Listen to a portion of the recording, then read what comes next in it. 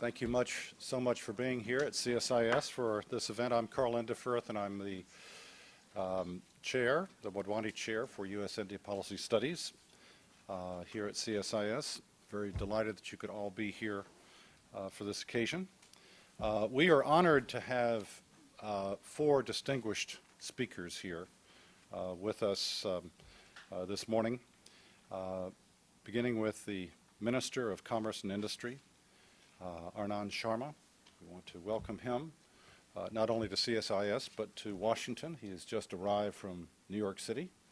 We're delighted to have you here, and he's got a number of very important meetings here over the next 2 days, and we're so pleased that he could be here to share his thoughts with us. And he's our keynote speaker, and he will be speaking on emerging economies and evolving partnerships. So that will be his remarks. We're honored to have with us again the Ambassador of India to the United States, Meera Shankar.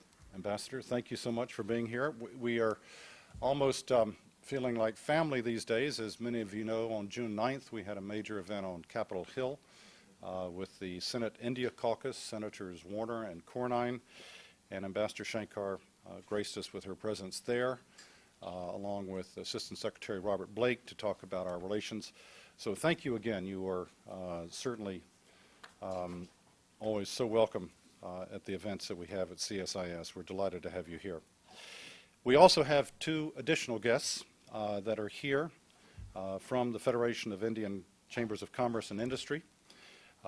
We have with us Mr. Harsh Marawali, who is the president of FICCI. All of you know this important organization, the largest and oldest business organization in India. We're delighted to have him, as well as having with us Dr. Rajiv Kumar, who is General Secretary of FICCI.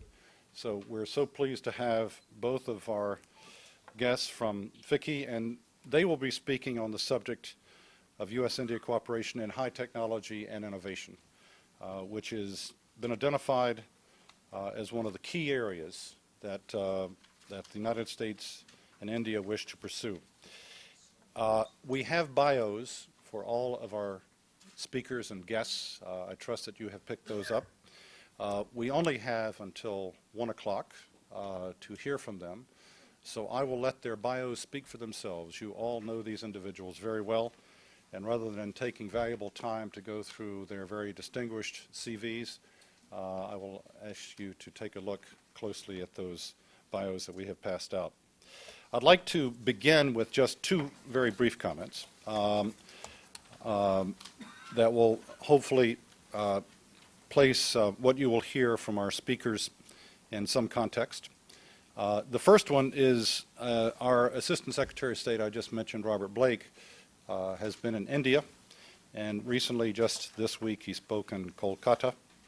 And he said in his remarks that, and I'm going to read you what Robert Blake had to say. He said, "In an age where innovation, entrepreneurship, and economic power are as important as military and political power, America's future will rest on the power of knowledge, ideas, and economy. In this context, we see no better partner than India." I think that partnership which he is referring to is one that certainly Minister Sharma will be discussing in his remarks on partnership. Secretary Blake also said American businesses see in India a vibrant laboratory for research and innovation that will produce tomorrow's goods and services. I think I also read at some point, I think it was former Commerce Secretary Locke, who said India now has 45 million entrepreneurs. All of this adds up to a great potential for the U.S.-India relationship to explore our commercial ties and to pursue innovation that will be important for the 21st century. Now, having said this is the, as they say, the proverbial good news, there is some not so good news, and that is a piece that I saw in the Indian Express just this week that said that direct foreign investment, FDI, into India declined in the most recent quarter by 9% over the previous year. And according to experts, the government should further streamline FDI policies and make the environment more investment friendly to attract investments. I I'm sure that this is something that the minister will be addressing in his remarks. Clearly, we want to see the investment opportunities increase and to see that kind of indicator moving upward. And I think that there are certainly ways that that can be accomplished, and I'm sure that that's going to be discussed by all of our speakers. So we're going to have the following format. We're going to start with Mr. Mariwala to speak for about 10 minutes. And then I'm going to ask Ambassador Shankar to take the podium and make a few remarks and introduce the minister. And then we'll follow at the end of those remarks with Dr. Kumar to end up our speaking portion. And then we're going to turn to your questions and comments immediately after that. So I'm delighted that you're all here. I think we've got a great program, 4 wonderful speakers, and may we start.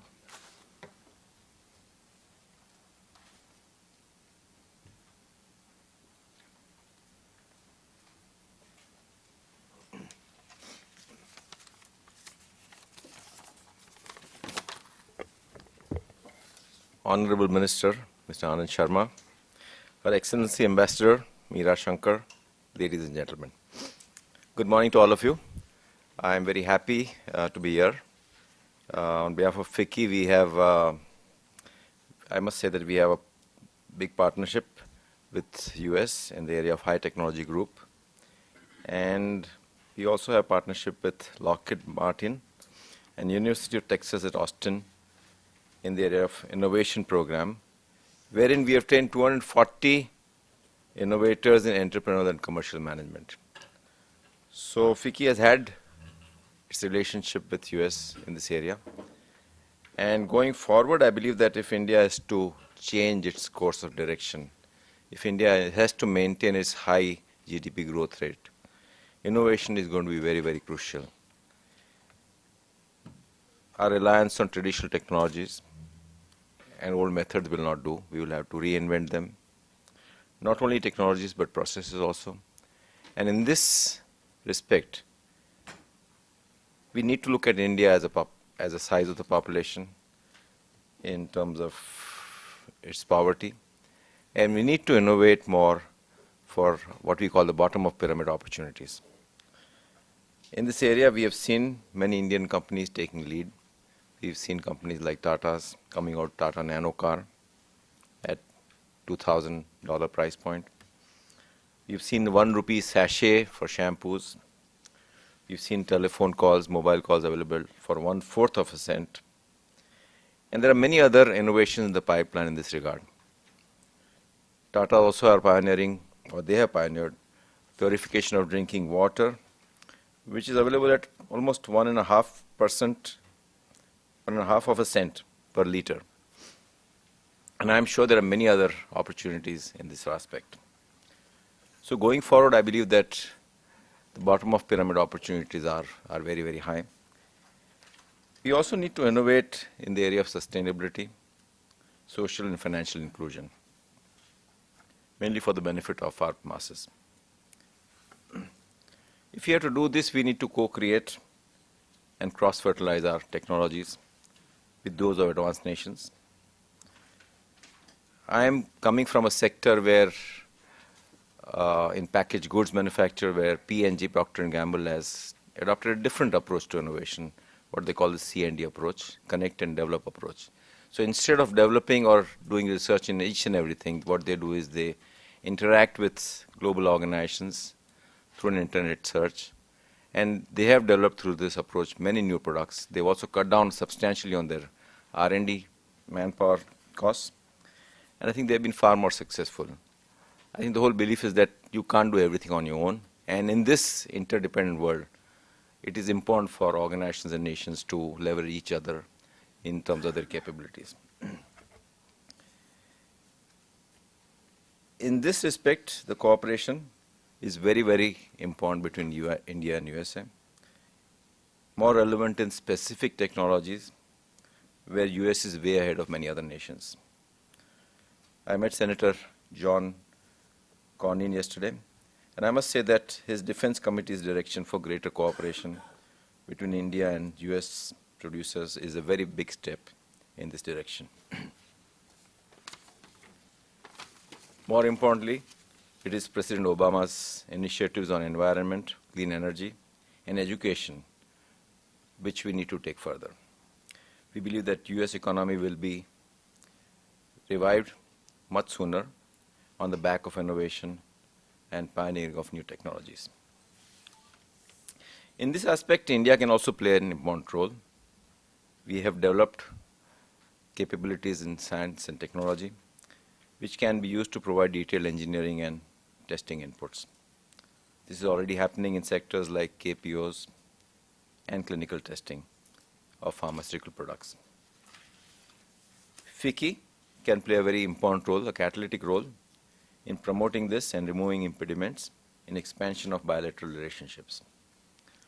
Let me end by saying that we see tremendous opportunities for mutual benefit, and I am sure that this seminar will contribute positively towards this. I now look forward to our Honorable Minister address to give us further leads in this direction. Thank you very much.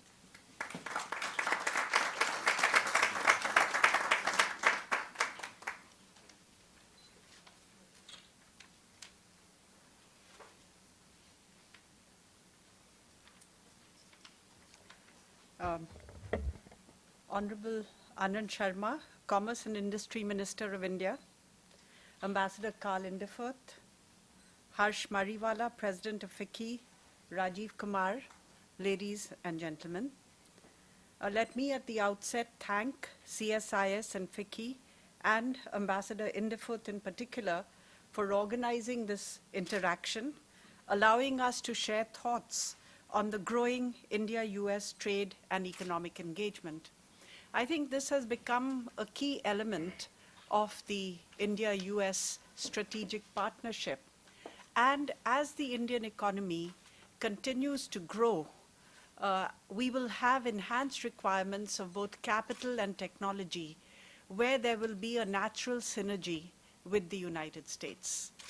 As we look ahead, it is not just innovation, which Mr. Mariwala spoke about, but other sectors as well, which will provide enormous opportunities. And I would like to mention two in particular. I think infrastructure, where India will need to invest something like $1 trillion maybe over the next 5 years. 2012 will be the next planned period, and the requirement of investment in infrastructure will be huge.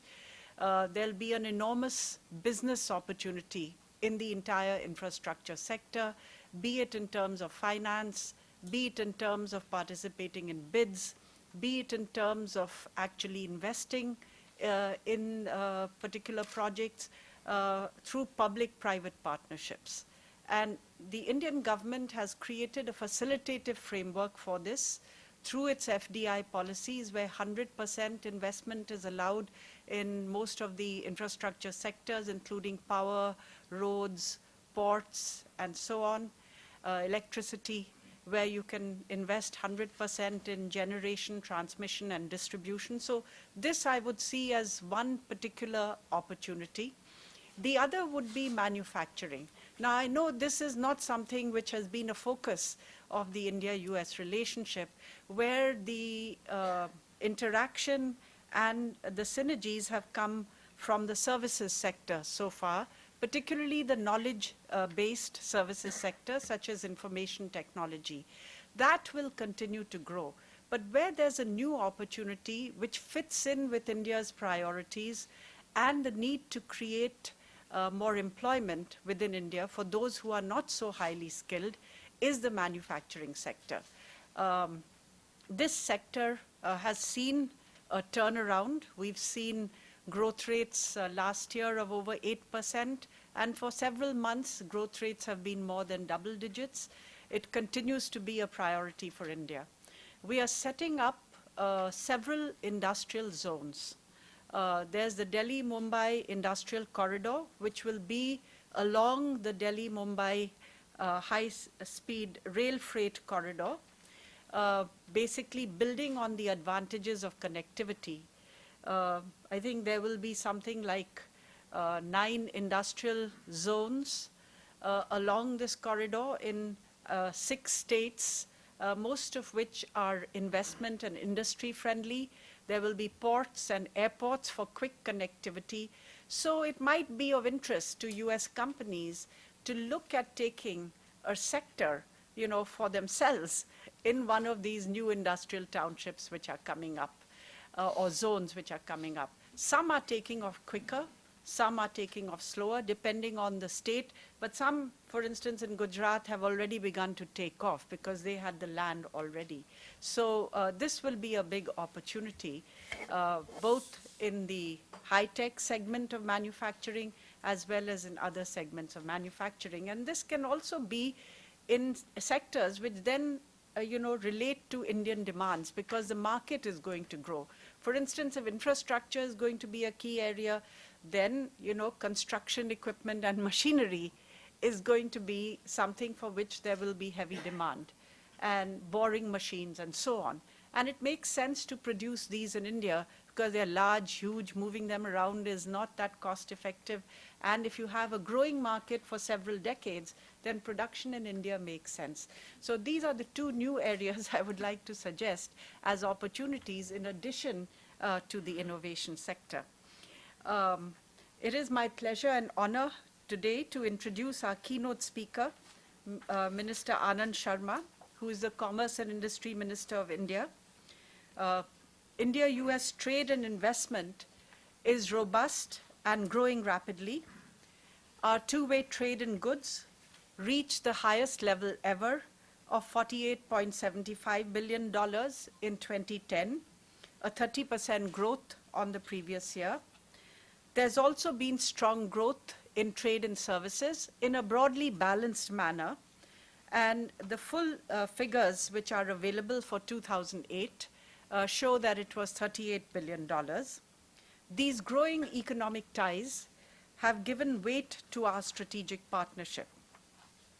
One of the key leaders, which has been one of the key leaders in developing this partnership. And of course, Minister Sharma has been at the forefront of proposing and supporting an expansion of our bilateral ties.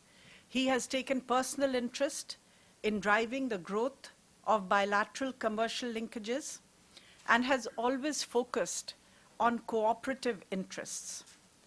His focus on diversification of economic ties has resulted in exponential growth among private sector stakeholders, including in the fields of innovation and technologies. One of the measures that Minister Sharma has led in India is simplification of the foreign investment policy. He oversaw consolidation of the FDI policy guidelines into a single document, and this has been done in a transparent way in consultation with all stakeholders. It will be periodically updated every 6 months, again through a process of transparent consultation with all stakeholders. The other innovation I mentioned are these industrial or manufacturing zones which are being set up across the country with a view to providing a fillip to manufacturing. He has also taken the initiative to crystallize a national policy on manufacturing, which is due to be out shortly, and which we hope will provide added focus to this sector. As Commerce and Industry Minister, he has been India's leading voice in international trade negotiations. He's put in a strong personal focus in reviving the stalled Doha round, including through convening a ministerial meeting in Delhi. During his leadership in India, India has also advanced the economic partnership with several countries, including through the India-ASEAN Free Trade Agreement and the Comprehensive Economic Partnership and Cooperation Agreements with Korea, Malaysia, and Japan, which were all concluded during his tenure. I know Carl Lindefoot mentioned FDI. Well, I think FDI inflows into India have increased quite substantially in recent years. though they did fall in 2010. I think in 2008 and 2009, they were over $37 billion, which is a high for India. Some of the reduction in 2010 is because both in 2008 and 9, there were very high value purchases, for instance, of Ranbaxy or the very big Vodafone investment, which sometimes can create a distortion in terms of how you see the statistics. But I'm glad to say that in April this year, in 2011, we are seeing FDI inflows increase. It's in 1 month, we've got over $3 billion, which is the same as what we got in the first quarter, which was a bit low. So it's showing a sign of increase. But clearly, we are conscious of the need to create a facilitative environment because we would like to encourage more foreign direct investment into the Indian economy. And we believe that there is an opportunity and that this economy will provide the economic momentum in a major way in the years ahead. I'm sure that under Minister Sharma's leadership, we will continue to look for ways to optimize avenues for international trade creation through more such agreements. We are negotiating one with the EU. With the US, we have discussions on a bilateral investment treaty, and we would hope that those could be accelerated. Minister Sharma has also played a sterling role in Indian politics and in managing India's foreign relations, having served for many years as Minister of State for External Affairs. In India and in countries of Africa, he is known for his personal commitment to the struggle against apartheid. He's been in the forefront of driving the trade and economic engagement between India and Africa.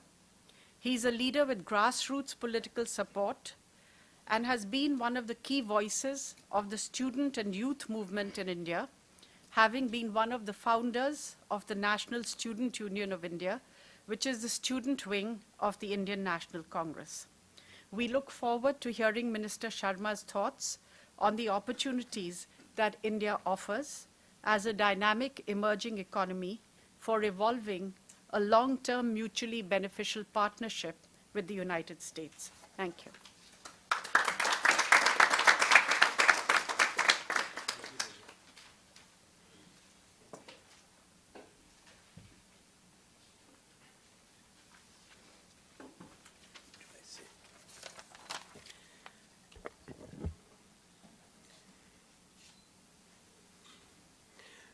Ambassador Karl Inderfurth, Ambassador Meera Shankar,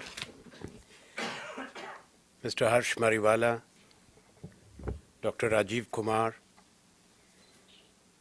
members of the CSIS, scholars, ladies and gentlemen. I'm very happy to be here once again in Washington. My last visit was in September. But that doesn't mean that during the intervening period we have not remained engaged with our friends and the leadership of this great country. India and the United States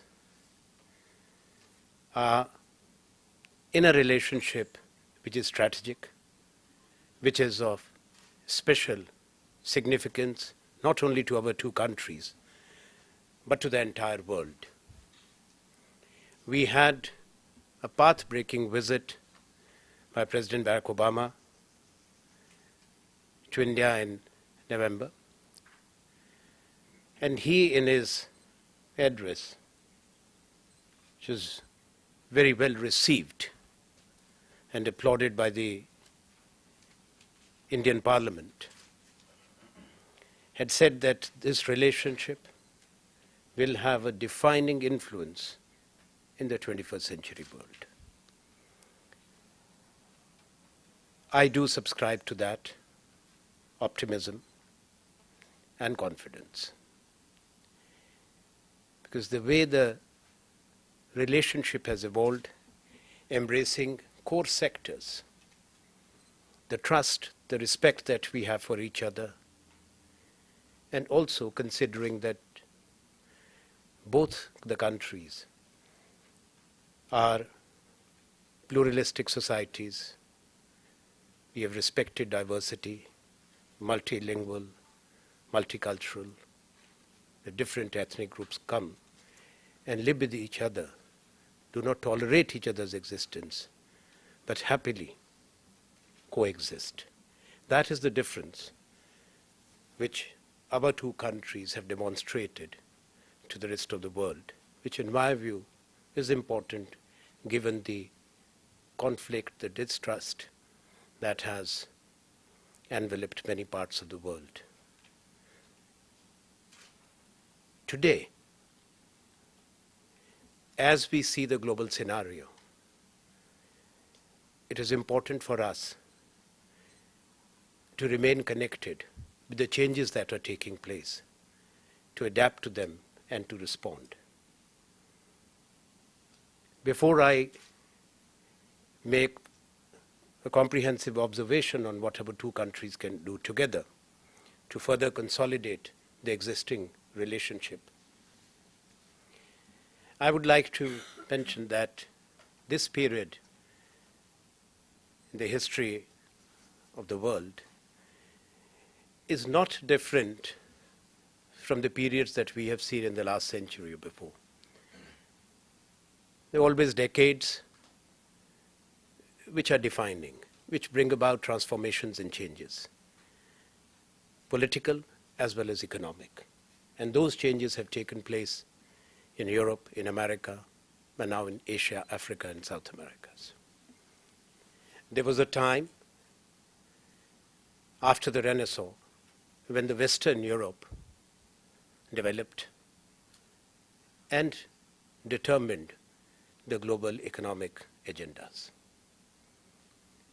But in the last century, during and after the Second World War, it was the emergence of the United States of America as the preeminent power.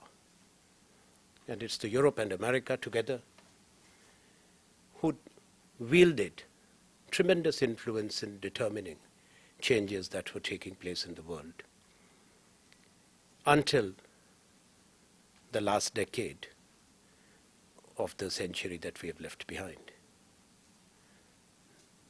when we saw tectonic changes, the collapse of the Soviet Union, the fall of the Berlin Wall, the emergence of new countries which were confident and asserting themselves through their growth and development.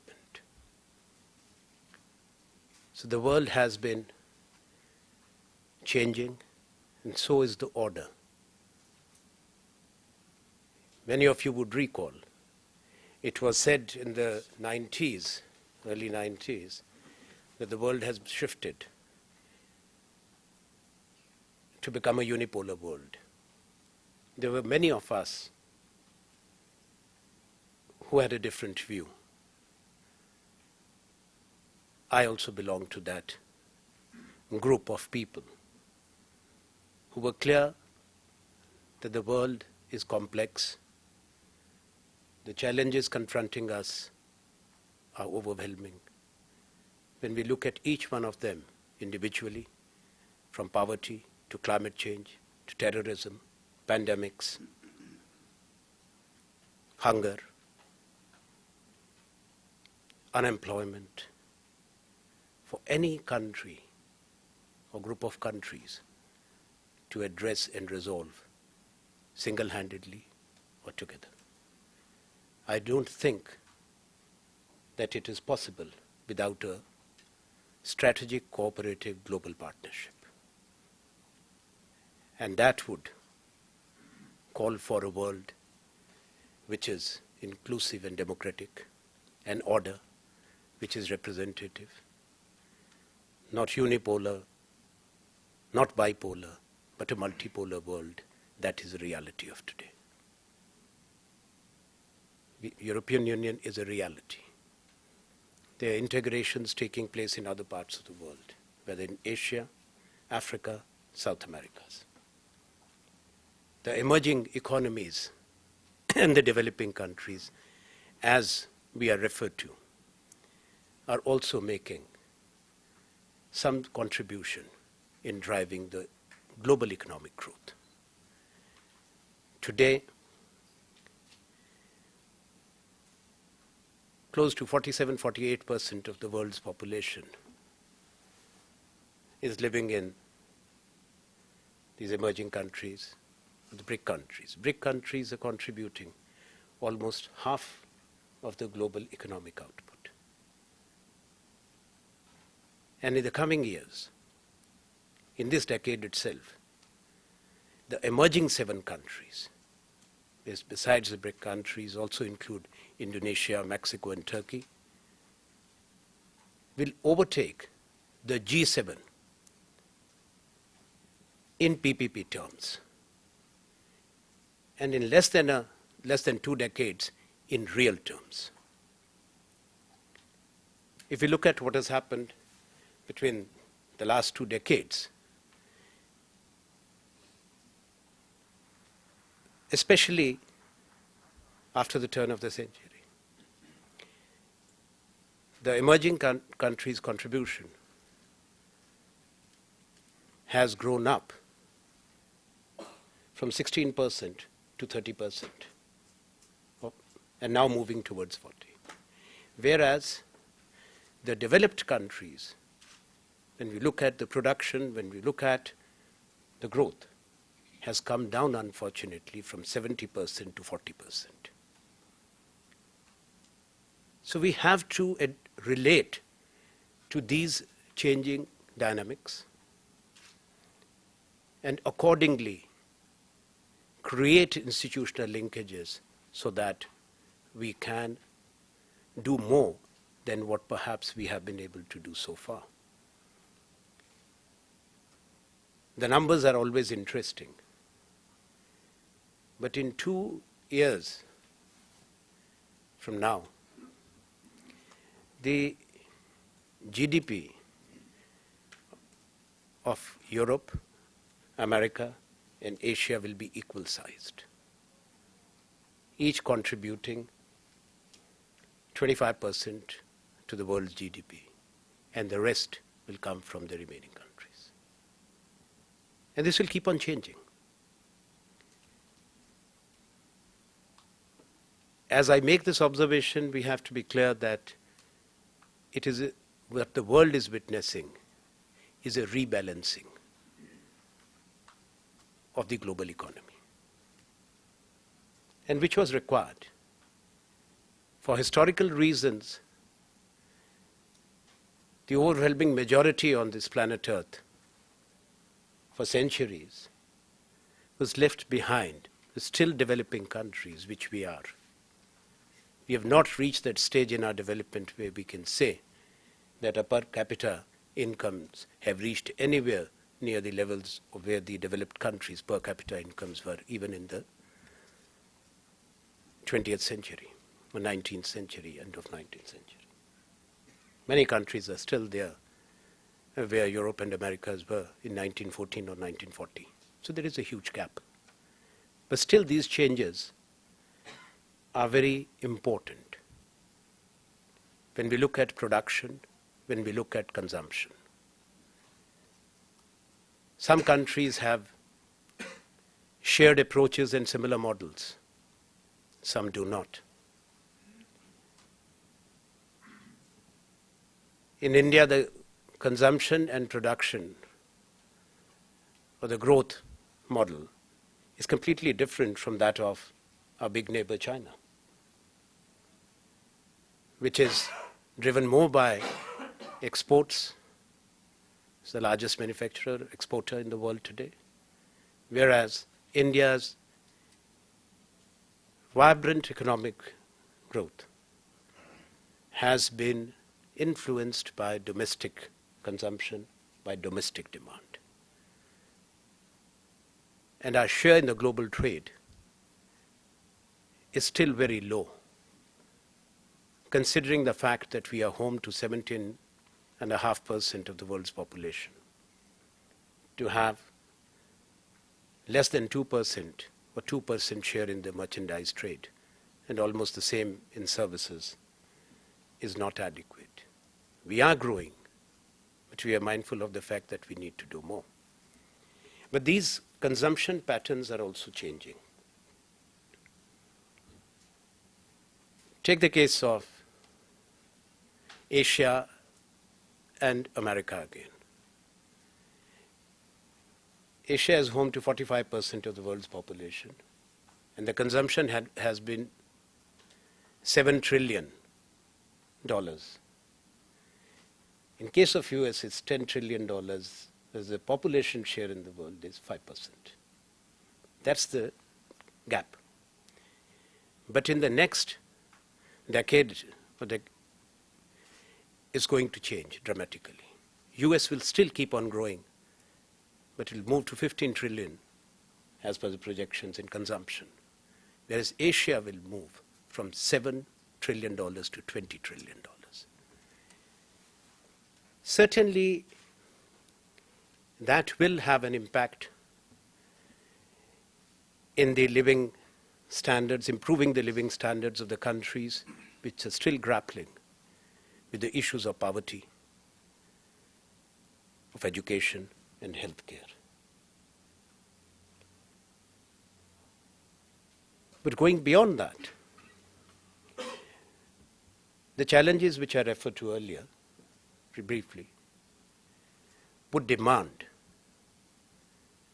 that the leaders, the governments, the policymakers focus their attention in all sincerity to working out on forging partnerships or strengthening existing partnerships to meaningfully and effectively address these very challenges.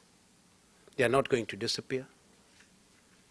We have seen the various results at the turn of the century when the Millennium Developmental Goals were spelled out. The progress is weak. The gap is increasing. And that will continue to test the leadership of the world. I didn't refer to the subsequent challenges which have surfaced with a vengeance, and two of them have resurfaced in less than 3 years. The financial crisis, unlike the previous one, that how devastating it was when you look at the sheer pace at which it spread, affecting all continents and countries. And then followed the economic crisis. Though in common parlance it's only referred to as the economic crisis. But we must not forget that unlike the previous economic crises, which have come with regularity, whether the 70s, 80s, the Argentinian crash, the East Asian crash, this one was different because it followed a financial crisis. So it was deeper. And that's why longer lasting. There's no recovery. We have not left it behind. It's still very much there because the recovery is uneven. It's wobbly, as we see what happens in Europe. The demand has not returned to pre-recession levels, even in the developed countries. It's a matter of concern. And in many cases, if the growth has returned, moved to the positive territory, it is without the return of jobs. So what this calls for? In our considered view, that's what my Prime Minister has said in the G20 meeting in London, that was in April 2009, that the time is to engage more and to resist the tendency towards protectionism. That has happened in the past, and nations and the world as such learnt bitter lessons. I hope that those lessons are fresh in our minds. Because protectionism is, has always been, and shall always be counterproductive. It will deepen the recessions, delay the recoveries, which the world needs. And that's why what Ambassador Meera Shankar was referring to, that some of the steps which we took, those were consciously taken. We were questioned. I was asked by many of my colleagues that, are you sure, Anand Sharma, what you are doing? You're going to sign free trade agreements. This 2009 was not 2011. It was very grim environment. But we did. We moved ahead because we believe that this is the time to dismantle barriers, not to erect new ones. And we shall continue doing that without repeating what we have been able to achieve. We are presently negotiating many more comprehensive economic cooperation agreements, or the FTAs as they are referred to, with a number of countries. With Indonesia, with Canada, with Australia, with New Zealand. We are engaging more, as is reflected in our concluding successfully ambitious agreements with Japan and Korea, Malaysia and others, which Ambassador referred to be integral to the process of a dynamic development that is taking place in our extended region. That Asia is moving towards larger economic integration. It had never happened in the past. North America saw through NAFTA the economic integration and the rich dividends. South America has moved in that direction. The countries, the ASEAN countries as they are referred to, that's again a very vibrant region, and the economic integration that has taken place. The same is happening in Africa.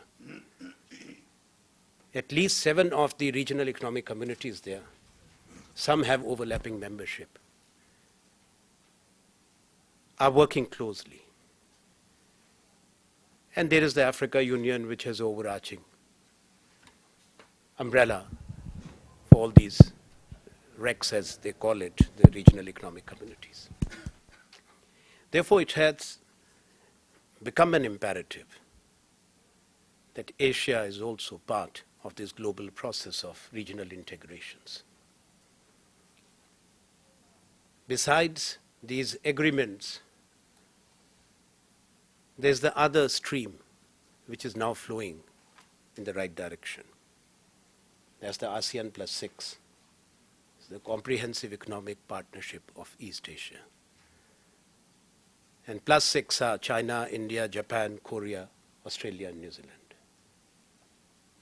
We know that United States of America has also taken a number of initiatives, including now the much discussed, when we meet, we do talk, and I'll be asking Ambassador Ron Kirk later about the progress on the Trans-Pacific Partnership. So it is good that leadership here is also connecting with the trend, and the US has to do it, because the United States of America, irrespective of whatever changes take place in the world, remains the preeminent economic power and will continue to be there as one of the most influential countries for decades to come, even as other countries rise. This because of the institutions that this country has. Its universities, the number of PhDs in mathematics and science who come out, the investment in technologies,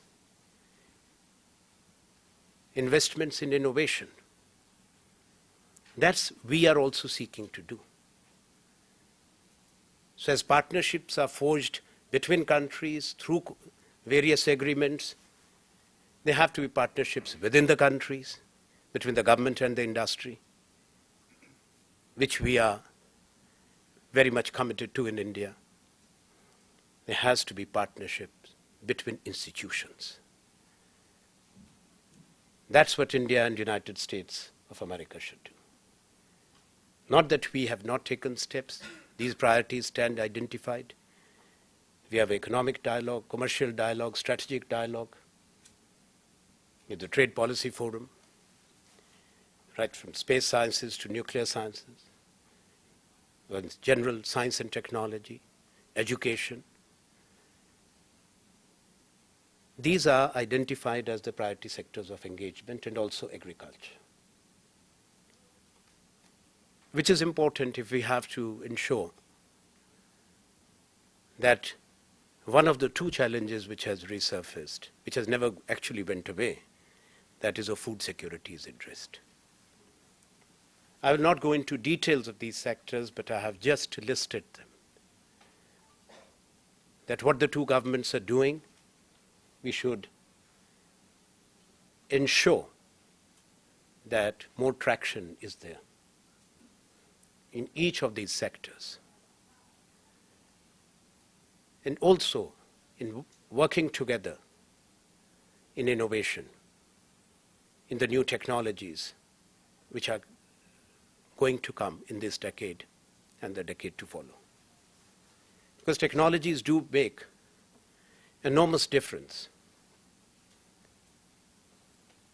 We have seen what they did the last century. Here in this country, the defense technologies, the defense manufacturing gave a real thrust to industrial capacity building, because many of these technologies have dual uses or multiple uses.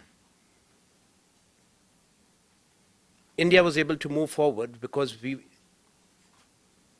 had built the capacity, had the human resources and the institutions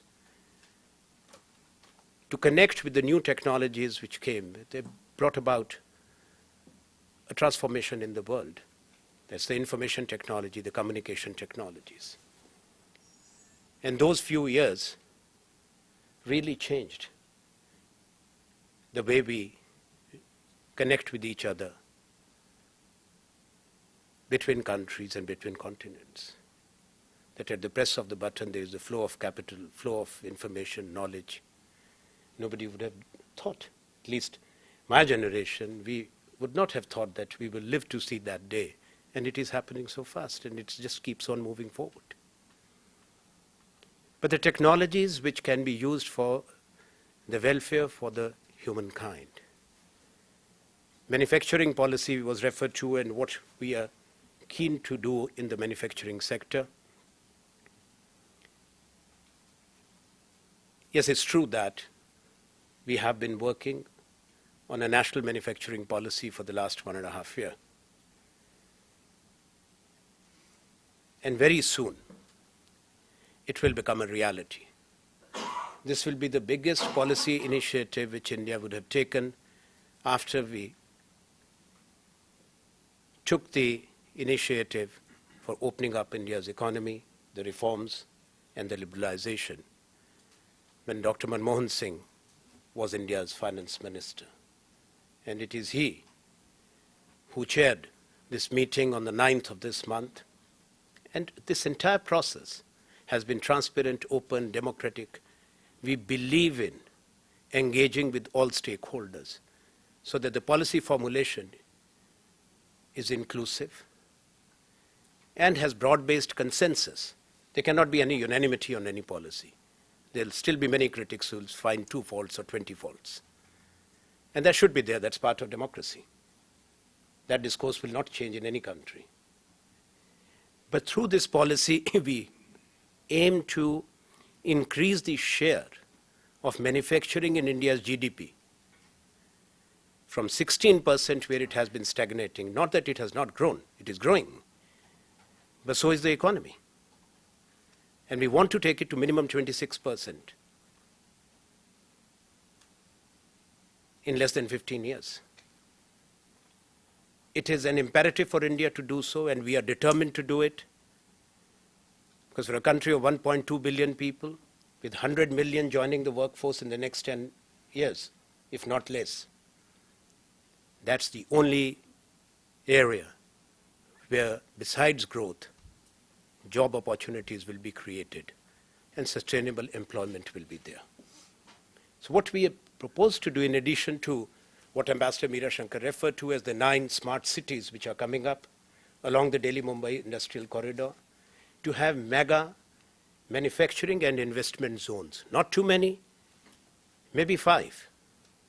But these will be integrated mega greenfield industrial townships, where infrastructure would be created. And we hope that these regions will become, in the coming decades, hubs of innovation, hubs of manufacturing, and also converting India into a workshop of the world, because we have the human resources and the institutions. When we look at this most important partnership for our two countries, between the two largest democracies, we want America, its institutions, its industry, its investors to be our partners in this journey. Also looking at the knowledge sectors of the economy, some of which we referred to, but also biotechnology, nanotechnology, value-added manufacturing, precision engineering. These are the areas we need to look at. But how will we be able to do it? Unless and until we invest more in creating the human resources, in empowering our people, which can only be done through training and skills, through vocational education. Our present capacity is to train in skills maybe 5 million annually, and we want to take it to at least 15 million in less than 5 years. So we are investing in institutions. Industry and government are partner. New, at the high end, we have new IITs and IIMs, the Indian Institutes of Technology and Management, coming up. For the first time in 50 years, we are more than doubling these institutions. They require enormous resources, and we do not have too many. When you look at the IITs and IIMs from 7 and 8, now we're going to more than double, but again in the same range, 8 and 9. But we are also presently setting up 1,600 more industrial training institutes, which will be adopted by the industry, 10,000 vocational training centers, 50,000 skills development centers. That is not something which is a dream or on paper. Actually, it is now moving. There's a national skills initiative. There's a dedicated corporation and corpus that has been created. We are tying up with industries. We are encouraging industry. We are going to double up our own government's contribution also to innovation. There has been a regular dialogue between Indian industry and also between us and our global partners. We have brought in many modules of these trainings in industrial clusters, some of which are successful. I propose to discuss all this during my stay, and as I mentioned, that this is a dialogue which continues. Yesterday I had very purposeful exchange with the leading captains of the US industry. Tomorrow we shall be doing that in Washington. And the dialogue, the interaction, helps in creating a better environment, a better understanding. Before we walked into this hall, we were in the holding room, and Carl Firth was saying as to what the mood in the Congress is and how clear the India caucus is in enhancing the partnership and the economic engagement. There cannot be a partnership which is complete without the economic component, and a partnership, as we have said, which has enormous potential. Therefore, we need to create better awareness in both our countries, particularly among the policymakers, so that decisions are taken in the spirit of positivity, keeping in mind the larger objective, which are the correct objectives our leaders and our countries have set for ourselves. Thank you.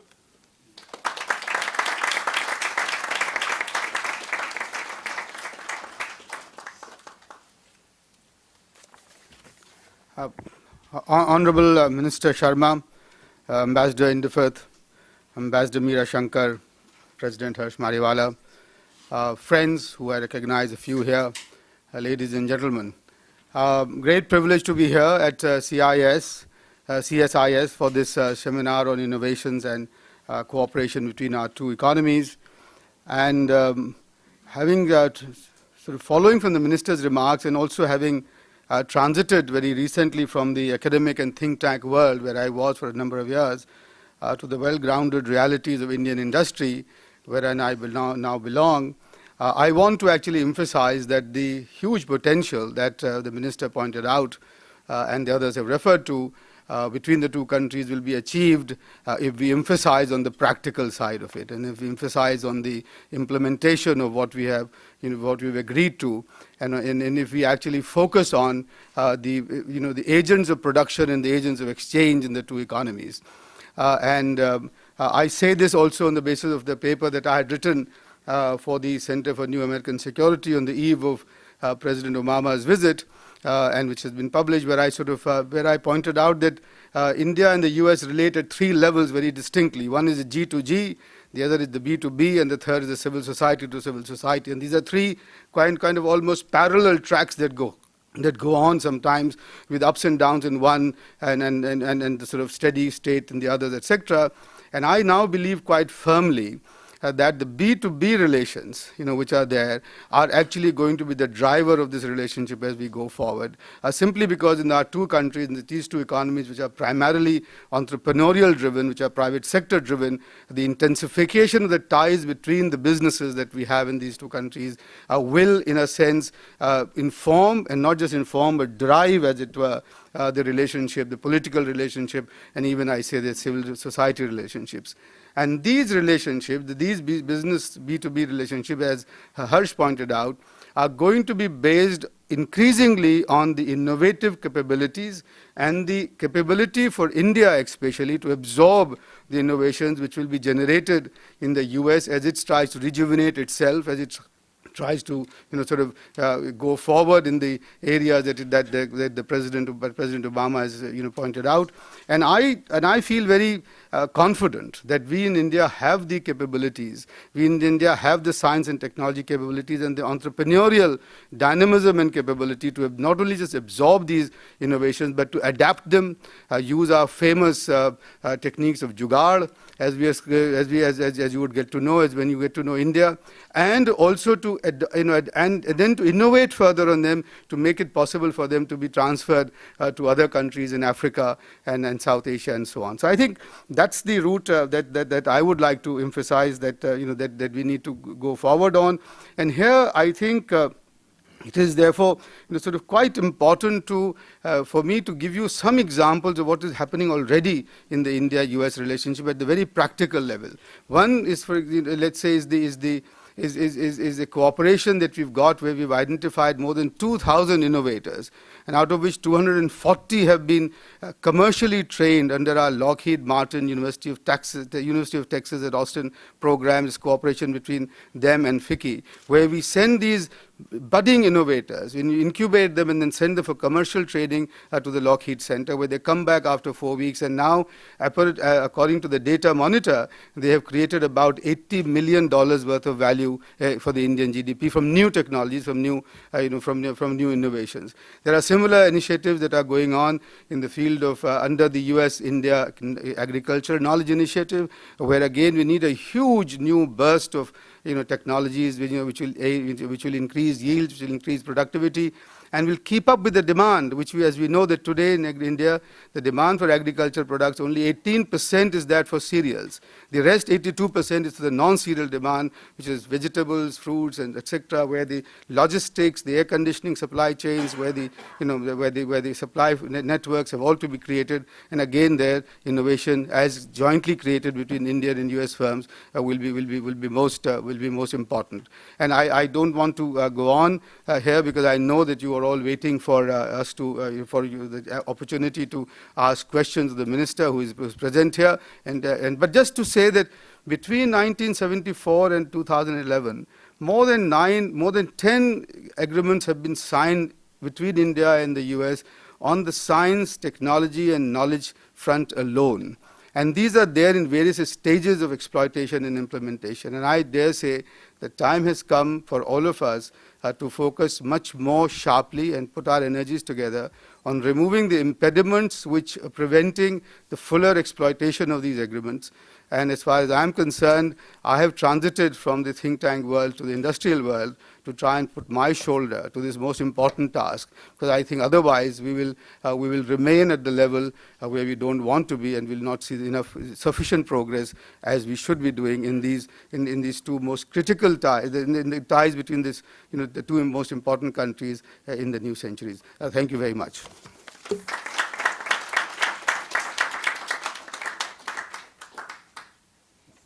Rajiv, thank you very much. Thank all the speakers for their excellent remarks. And I think we've got about 20 minutes left, and I am not going to take the prerogative of the chair to ask questions, because I want you to do it. So we'll immediately go to the floor, and we'll start here. If we can have the mic, we'll come around to you. And if you could identify yourself and your affiliation and who you would like to address the question to, that'd be wonderful. Okay, yeah, thank you. Jim Berger from Washington Trade Daily. I just have a question for the minister. It's actually related to the last point of Mr. Kumar. Mr. Minister, are you satisfied with the pace of progress on U.S.-India high technology trade? The U.S. had promised to make India a strategic partner when it came to high technology trade, and reduce the present barriers that exist. I guess it's a loaded question. Are we moving fast enough? Perhaps I could answer that because it's a matter of detail. I think we've welcomed the readjustment of U.S. export control policies or the regulatory framework as they apply to India. I think this was a major step forward, which was announced during President Obama's visit. Since then, I think the entities list has been reduced. Companies like DRDO, the Defense Research and Development Organization, and its allied companies, the Indian Space Research Organization and its allied companies, Bharat Dynamics Limited, have been removed from the entities list. This opens up the possibility of more high technology trade. We've also agreed that India will be moved up in terms of how it's categorized under the different export controls. So we were at the bottom, along with, I think, countries like Sudan and Djibouti and so on. And now we will be moved up into the friends category, which hopefully should make it easier to process license applications pertaining to India. We've also agreed to some reciprocal steps on removing US unilateral controls, which are there for crime control or regional stability reasons. And the US has agreed to support India's membership of 4 multilateral export control regimes, including the national, the NSG, the MTCR, the Australia Group, and the Wassenaar Agreement. So it's a pretty substantial package. It's in the process of being implemented. Clearly, we'd like it to be implemented fast, because this is an area where I think there are natural synergies between the two sides. As you heard from our speakers, you know, technology and innovation will be very important in terms of the ability of our companies to realize the potential for strengthening trade and business ties between the two countries.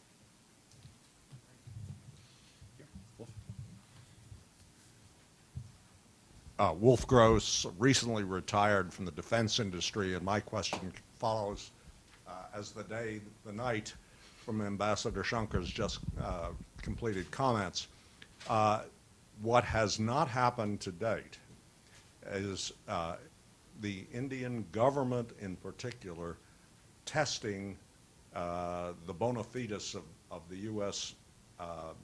Relaxation of high technology trade.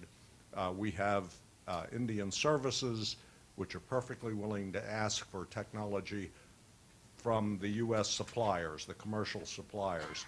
And the U.S. commercial suppliers' hands are tied unless the government of India indicates its interest in these technologies on an official level.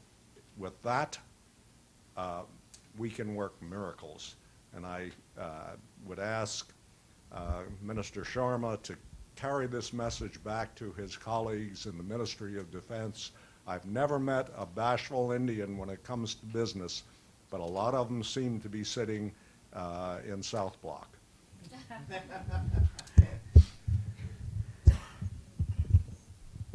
See, policy formulation, whether in this sector and in other sectors, which was referred to earlier by Ambassador Khan and Firth also, is a continuous process.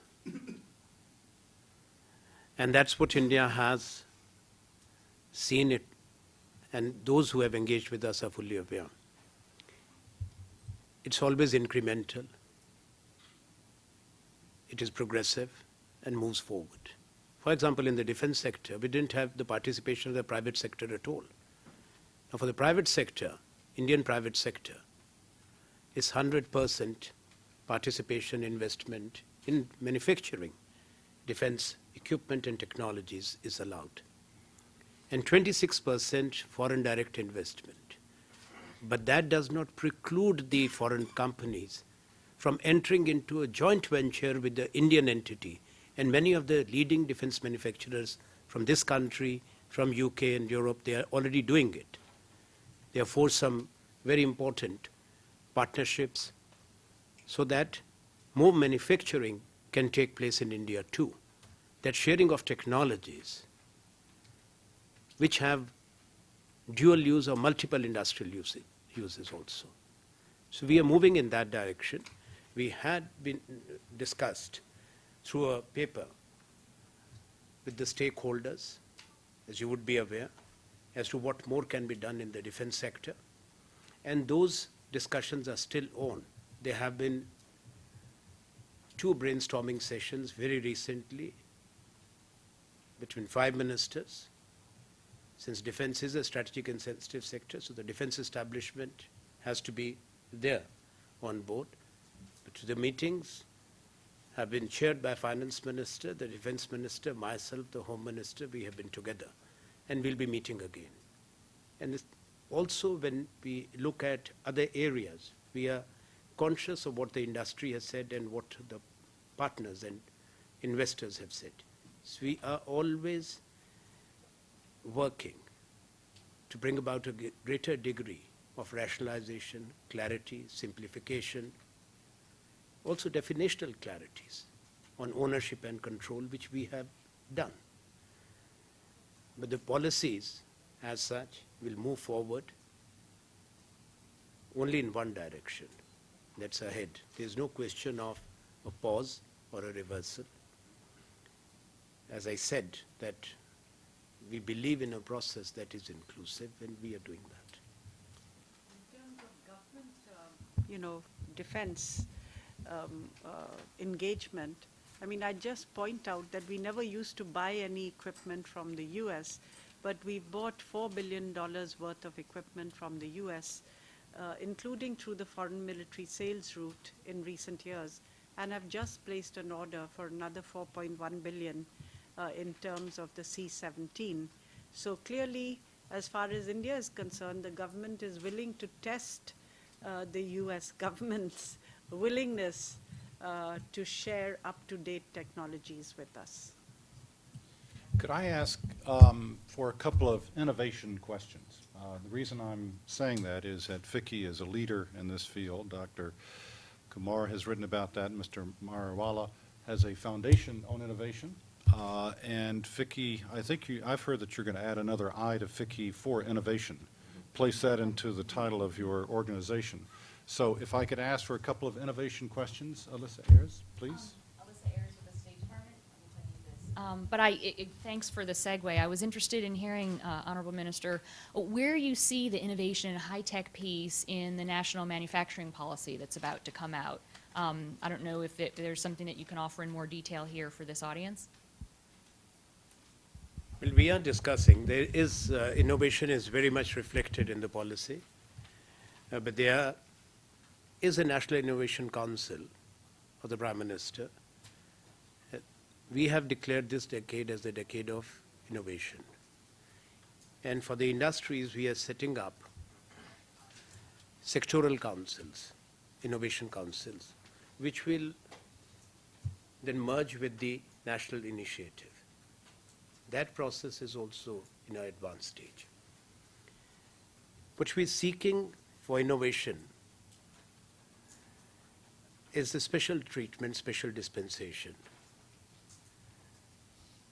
which has been there in the budget when we look at some tax incentives, weighted deductions. And this particular aspect where revenue comes in. So in principle agreement has been reached, but the revenue officials and our secretaries concerned, so there's a committee of secretaries which is presently meeting. By the time I return to Delhi, I'm sure that the final recommendations would be there, because we are keen to put in place this policy as early as possible. I'll be happy to do so in July itself. Add to that, which is the minister referred to the National Innovation Council, which is headed by Mr. Sam Pitroda. And they're actually, what they're trying to do is to set up what they call our innovation clusters, whereby they're trying to bring innovative capability within the production clusters that have been identified already. And I think this is something that the industry chambers and some industries are actually sort of, quite actively involved in identifying them. And this is where I think the U.S. industry, can actually really participate in a very active way in creating, for example, there is the textile or the auto component or the, or the IT sector, where there are clusters of, firms already to bring in the innovative capability, and then try and create a sort of Italian sort of model whereby these units around them upgrade their technology and their global competitiveness through the use of innovative capability which is enshrined then within these clusters. I think that's the big initiative that is starting off there. And the last thing that I kind of wanted to mention is that there are these incubating centers which have been established now in every Institute of Indian Institute of Technologies, through government grants, but also through very active industry participations. For example, the Bombay IIT is a case in point, where there's a lot of this going on, and there is also and foreign companies are actually actively participating in those. So on the innovation side, and finally the CSIR system, and led by the earlier absolute amazing Dr. Professor Ramesh Mashelkar, had created this whole new system about public-private partnership between the CSIR and the private industry, which has yielded lots of innovative, ideas and lots of innovative, advances in several sectors. So all of that together means that the innovative climate is, and the policy ecosystem is getting more, sort of vibrant in India as we speak. Let me add one more thing to what Rajiv was saying. I think FICCI has also been invited by the NIC to take 1 or 2 clusters and prototype certain studies which will make these clusters flourish. So we have 2-3 options, and the good thing is that they're inviting other associations to partner with them and arrive at what will make these clusters succeed. So currently we have decided to prototype 1 or 2 areas where we will work and actually work with those clusters, find out what can be done over a period of time. It will be more a prototype project, and the learnings of that will get rolled out to other sectors. Some simple things, are already being done. It's not necessarily innovation, but it's use of technology to improve the environment. For instance, if you have a cluster of leather companies, and then you put in a common effluent treatment plant. There may be small scale, but in public-private partnership with government, you upgrade their capacities to treat the discharge which comes out, thereby improving the environment. So you're using technology to improve the capacities, not just of the companies, but of the overall environment and their business practices, or where you have a chemicals cluster in Vapi and so on. So it has both the purpose of encouraging the development of new ideas and products, but also improving the overall business practices of the companies, particularly where they are in a group and where then it becomes far more economical to upgrade in these areas. Further innovation questions? I'd like to have in the back here, this gentleman, and I particularly would like to hear about frugal innovation, if anyone wants to ask about that. Washington is trying to be frugal. This would be a good thing to do. Please. Minister Sharma, Peter Gerritsen, recently returned from the Institute for Defense Studies and Analysis in New Delhi. One of the priority sectors you mentioned was the space sector, and I'm curious if there's anything exciting being contemplated in the space sector that might be beyond the typical government-to-government civil space, because the United States has a very burgeoning entrepreneurial space segment where that space sector is looking at a great deal of interesting innovations. There's been this interesting NSS Kalam initiative looking at space solar power. Is there anything particularly interesting happening there? Well, the institutions are linked. When we look at the commercial usage of space technology, that's happening here. That's also happening in India. ISRO has a subsidiary, it's called the Antriksh, which is tying up with the industry. So industrial usage also of the technology or the commercial launches, that is being done. Space cooperation is one of the priority identified areas which I mentioned to earlier. And surely the details I wouldn't be aware of as to what particular project is in the pipeline, but those can be made available to those who are interested in that. But one thing on innovation, moving away from the space question, is that there are institutional linkages which have been established. IIT Mumbai, Rajiv referred to, I was recently in Bangalore in the CMTI, is a national institute of excellence responsible for having developed many technologies which have applications in nuclear sector, in space, and also technologies for precision engineering. I saw with my own eyes the technologies which are being developed, is set up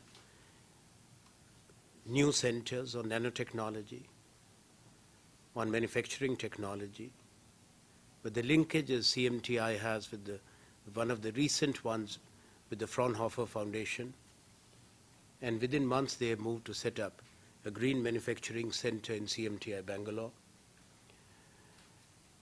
They have developed technologies which have precision well beyond 1/1,000,000th of a millimeter.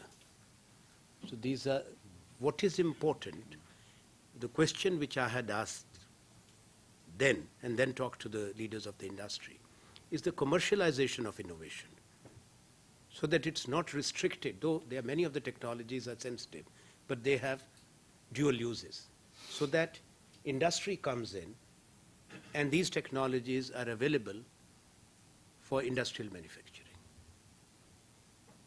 The United States, as I had mentioned in my remarks, will be a very important partner for India in innovation and manufacturing technologies. Again, in the back, there's a question here. I think we have time for maybe one or two more questions. My name is Ahmed Mir. I was a Foreign Service Officer and Science Counselor in Delhi for 5 years, and similarly worked in Mexico. It's very interesting, the tremendous progress that has been made between India and the US across the board. And Mr. Shankar has mentioned so many options, even though I'm sort of very sympathetic to the progress that has been done through government channels. As I see from my US background, is that innovation is very central to freedom and independence, and very central to the importance of young performers. And as you have been talking with regard to clusters and with regard to government programs and so on, and CSIR, what one realizes that there is a very strong component of government and organizational involvement. But as you see in Southern California and in Boston and so on, innovation and what the US really has to offer the world, and India is actually very well connected with that, is through non-governmental sort of connections. And what I would like to ask Mr. Shankar is, are we doing more with regard to that? Communications, magazines, scholarships, and participation, because I think that really will grow very rapidly what your goals are. Government engagement, I also spent 5 years on NAFTA, and I go regularly to Mexico, and I'll tell you, just free trade engagement doesn't result in the progress that we expected of US-Mexico relations. Fortunately, the India relations have been much more successful even without a free trade agreement. Sorry, didn't want to be long. That's it. No, I think the main innovation partnerships between India and the US are private sector driven. You know, the government basically has a few programs which act as catalysts, but the bulk of it is really from the private sector. If you take a look at the whole, you know, information technology sector, it is entirely driven by private companies. Most of the research and development which is being done in India is being done, much of it, in the private sector on a commercial basis, either by multinational companies themselves who have an R&D center in India, and many of the Fortune 500 companies have R&D centers in India in a range of areas. Again, there are institutional linkages because our universities are connected in the sense that there are 100,000 Indian students in the United States today in US universities, many of them working on cutting edge research. You know, I attended the Science National Foundation annual award, Waterman Award ceremony last year. And out of the 3 people who were being given awards, 2 were of Indian origin. They were Indian Americans, and they had done excellent work. You know, these are young people who will go forward. And then you look at the academic community in the US, the Indian American academic community, particularly in the sciences, maths, engineering, economics. And that also becomes an enormous asset. And many of these institutions have their own linkages. It's not through government in any way. It is direct. The government has 2 very small programs. One is, the Science and Technology Endowment Fund, where both countries contribute $15 million for small projects, joint projects, which will have commercial applications. and 40% of the new administrative board for this, which has been set up, is from the private sector. Similarly, we have the Joint Clean Energy Research Center, which is a virtual center with both governments contributing $25 million each over a period of time, and the ability to raise another $50 million from the private sector. So these are really catalytic programs. They are not really huge programs. The bulk of the energy and drive towards innovation linkages is coming from the private sector. But within India, I think our industry needs to focus more on innovation in terms of spending more of their budget on R&D. Their private sector spend on R&D in India of Indian companies is still very low. I think we need to wrap this up. I would like to ask one 5-second question and a 5-second response. Do you think we'll be able to reach agreement on a bilateral investment treaty this year between our two countries? That shall be our endeavor. And we are keen to take it to an early conclusion. Excellent. I want to thank you all for your being here with us this morning and now into the afternoon. I want to thank Minister Sharma and Dr. Shankar, Mr. Mariwala, Dr. Kumar, and Vicky for co-sponsoring this with us, and we look forward to